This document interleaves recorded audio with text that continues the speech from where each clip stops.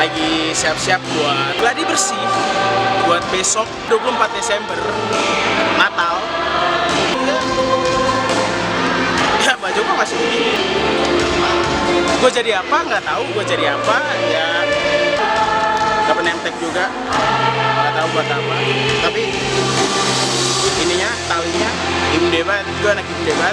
Mantap ya. Ikutin terus aja keseruannya, gue mau ngapain aja hari ini, gue jadi apa, sampai hari H. Bye.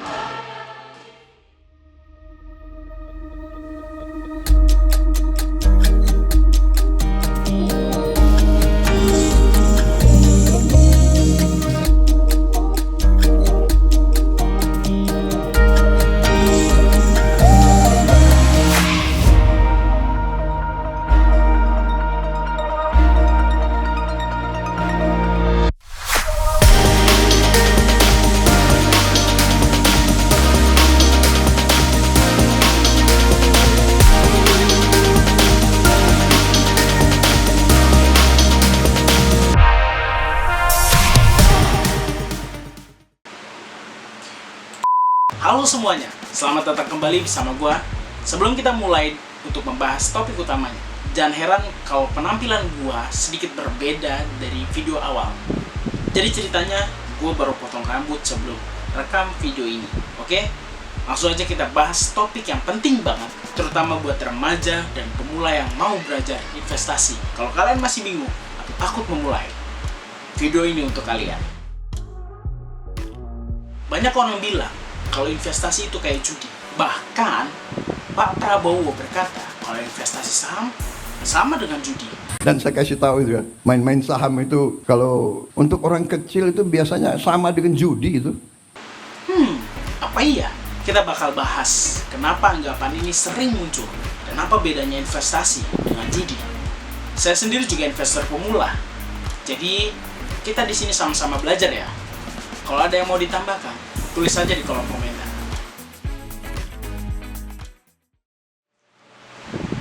Sebelum kita bahas lebih lanjut, mari kita pahami dulu kenapa banyak orang berpikir investasi itu kayak judi.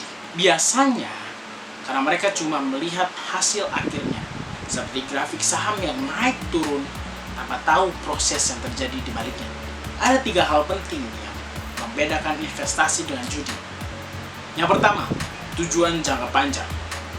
Judi itu fokus pada hasil instan. Kita bertaruh dalam waktu singkat dan kita tahu menang atau kalahnya kita. Berbeda dengan investasi. Investasi adalah proses jangka panjang. Seperti menanam pohon yang perlu waktu tumbuh dan berbuah. Butuh kesabaran dan konsisten. Kedua, analisis dan strategi. Dalam judi, hasilnya sepenuhnya bergantung pada keberuntungan.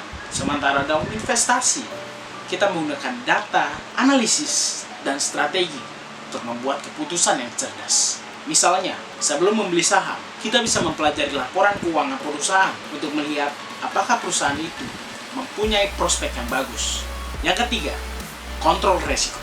Di judi, kita tidak punya kontrol atas hasil yang kita dapat. Semua ditentukan oleh nasib. Sedangkan dalam investasi, kita bisa memilih instrumen yang sesuai dengan tingkat kenyamanan kita terhadap resiko yang akan kita hadapi. Misalnya, reksadana pasar uang dalam resiko rendah, sementara saham mempunyai resiko yang lebih tinggi daripada reksadana.